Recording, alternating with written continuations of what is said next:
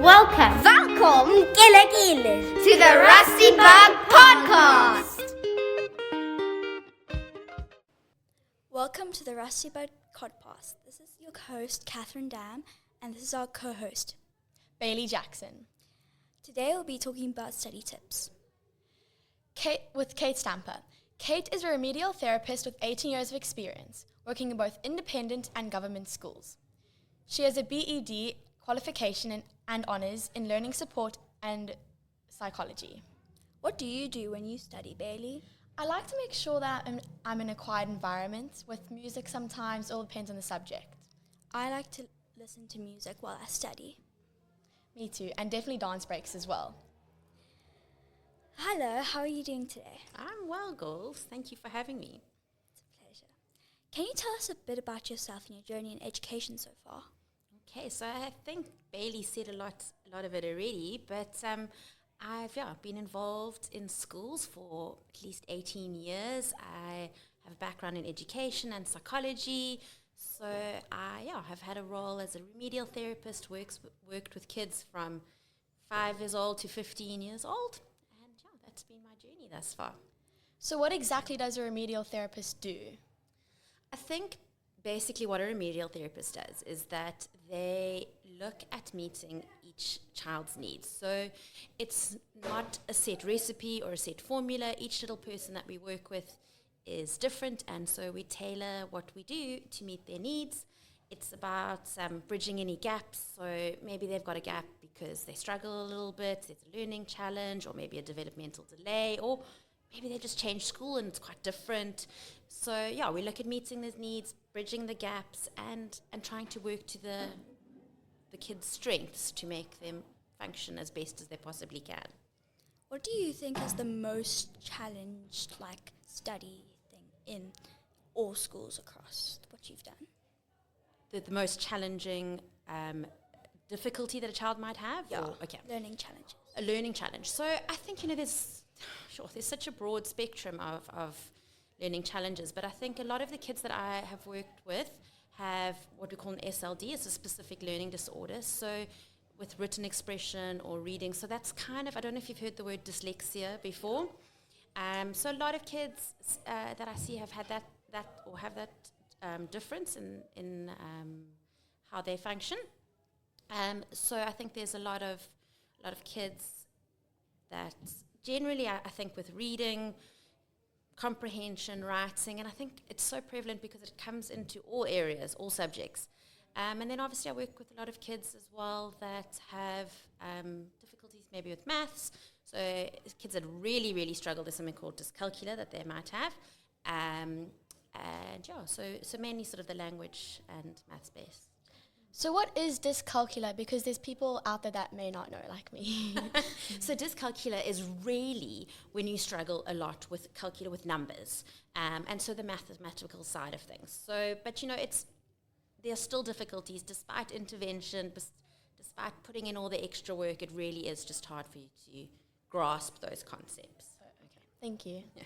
I tend to struggle with focus. Do you have any tips to focus in class or even just studying in general? So I think with focus, it is very person specific. So I suppose the first step is to kind of look at what is distracting you.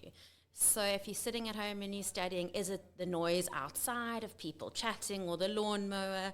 Because if it's something auditory that you're hearing, maybe having something like a fan on that kind of drowns out that drone outside could be helpful. If it is that you are maybe distracted by, the things that you see, perhaps there's that little beautiful sparkly pen on your table that keeps distracting you, then maybe you pop it away. So I think that the crux is to understand what is distracting you. So if you're visually distracted, have a clear space.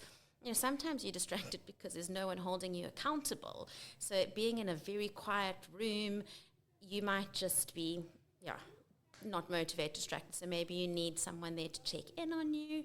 I had a little person that I worked with that used to get distracted, and I asked them, what distracts you? And they said to me, it's always the window. So we landed putting a little red dot on the window. So every time he saw the red dot, he was like, okay, I must come back and focus. So I think identify what it is, and then you can look at how to solve the problem. Many kids struggle with concentration. How important is routine when it comes to studying, and how can parents help their children develop one? No, I think routine is really important, and I think routine helps us manage our time. And so routine and time management, I'm going to throw that in as well, is crucial. You know, if we don't have routine, often we're faffing around and we take more time to organize ourselves and we don't know what we need to do right now. And all those minutes that we lose with the faffing around, I think, is lots and lots of time when you put it all together. So definitely routine, managing your time is really, really important. I think parents could probably help with just checking in that, you know, before maybe you go sit down, that you know what you're going to do. What is it that I'm trying to achieve now? I'm going to study this section, that section. How am I going to study it? So if you have basically quite clear guidelines or goals for each little time you sit down, I think that'll be helpful. And, you know, again, it's not, the more routine you have, it's less of a sort of a fight, if that makes sense, because you're expecting it to come. How do you recognize or see any signs that kids may have, like maybe dyscalculia or need of a remedial therapist? So I think there's obviously the elements if maybe you're struggling with some of the schoolwork compared to maybe where the majority of kids are. But I always say to parents and to children, you know, I always think your emotions are a little bit of a red flag. So if you're feeling exceptionally anxious and overwhelmed, if you're emotionally not feeling great, then often that's a good time to call in for support, whatever it might be. It might be a remedial therapist, it might be something else or someone else. So I always think a child's emotional well-being is a good indicator. But I think, again, if you're struggling a little bit in class, and I'm not, okay, maybe not a little bit, like quite dramatically, but also not one bad test. You're all allowed to have a bad test here and there.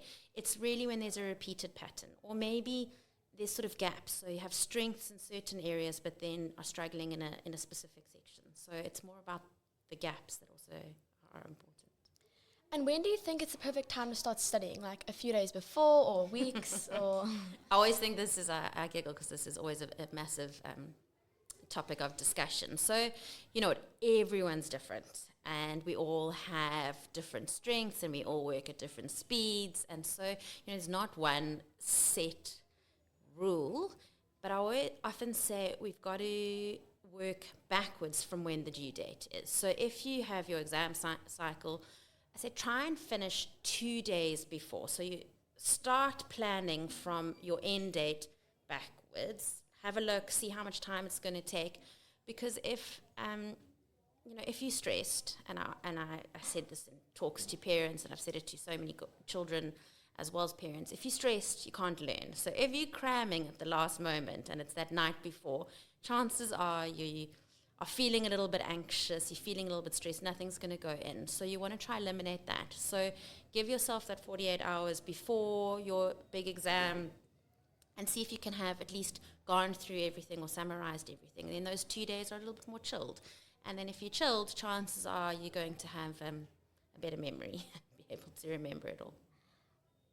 How do you, like, motivate people to study? Like, because I have really trouble to, like, want to study. Like, I don't want to study. I just do it, like, sometimes the day before because I know I have to.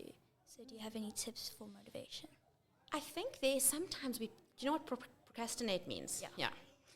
So we procrastinate because it just seems like this big task and we don't obviously really want to do it. And I think you both are very normal, not really wanting to study. So I think if you take that mountain and break it up into little chunks, so looking at your timetable and going, okay, how am I going to do it? Because sometimes if you have a plan with little small steps, okay, I'm going to do this on that day, and a specific time, because we can also plan to do science on Thursday and then Thursday disappears.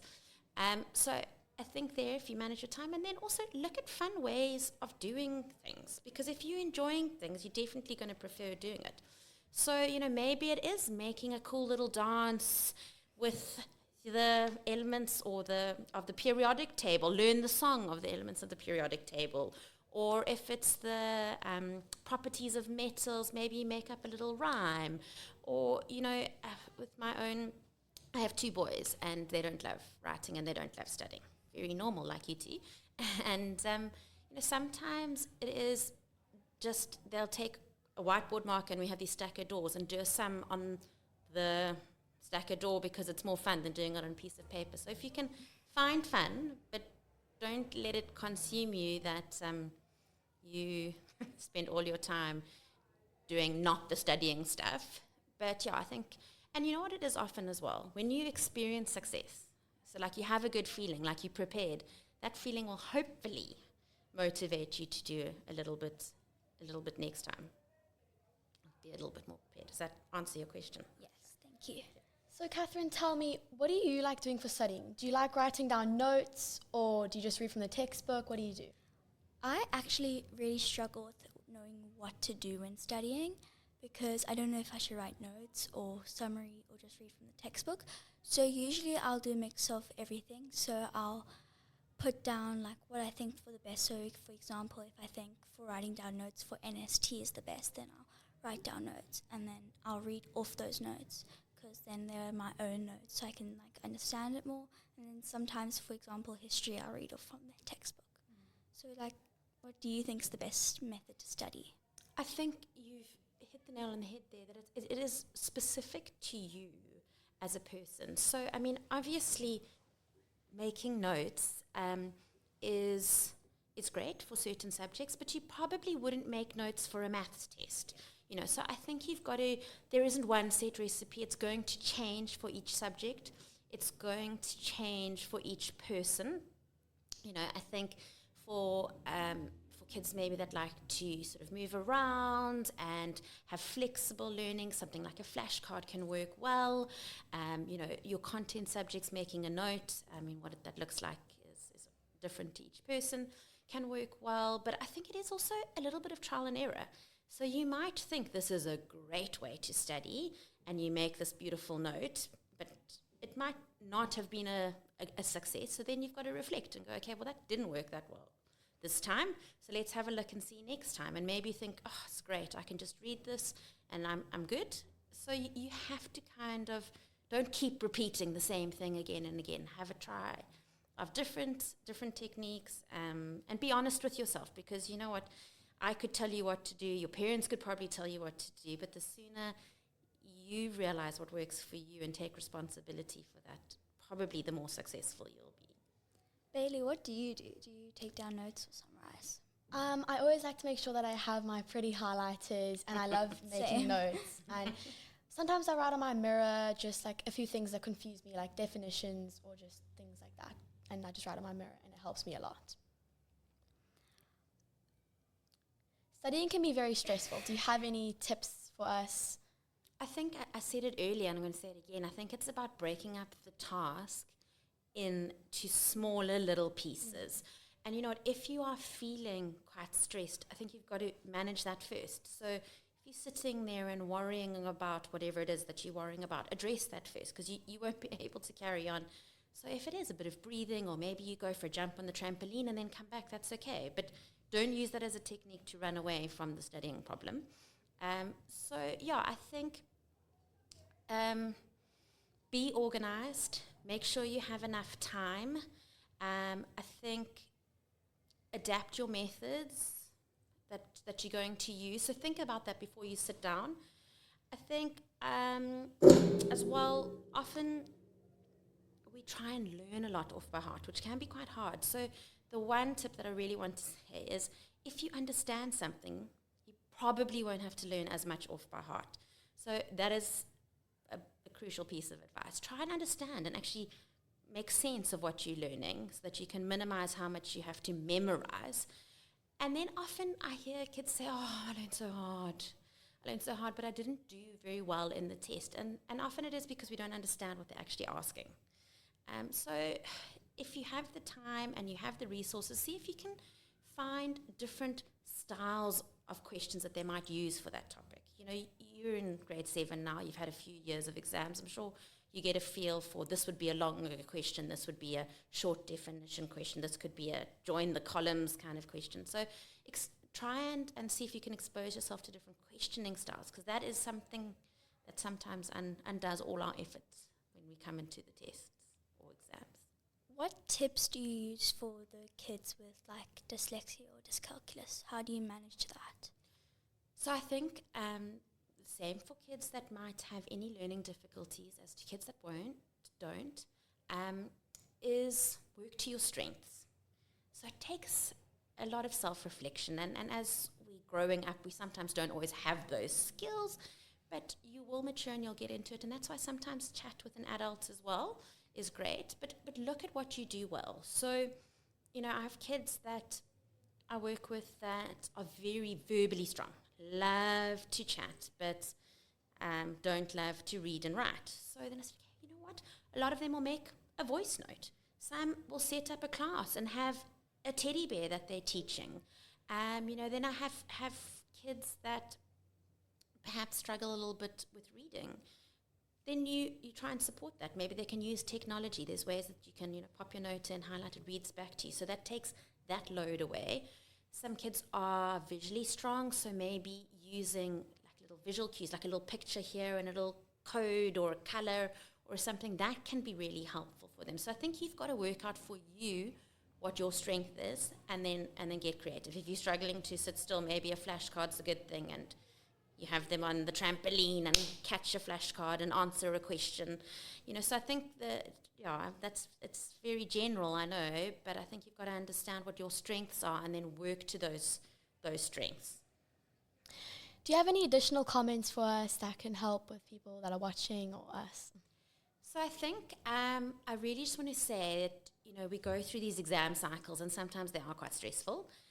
But I really want to say to you girls and to anyone that is listening that use these exam cycles as a learning experience. You're young. It's okay. You've got a lot of years still ahead. So obviously you want to do your best, but you might not be perfect. So use it as an experience to learn what went well, what didn't go well, and reflect on how you're using your time, how you've prepared, or how the actual exam's gone. So take a little moment, think back, and then change it next time. You're going to have a lot more tests and exams that come up, and you don't have to necessarily change it for everything. Maybe it's just one subject, So I think if you set goals and let it be an experience, then, I think that'll probably increase your success rate.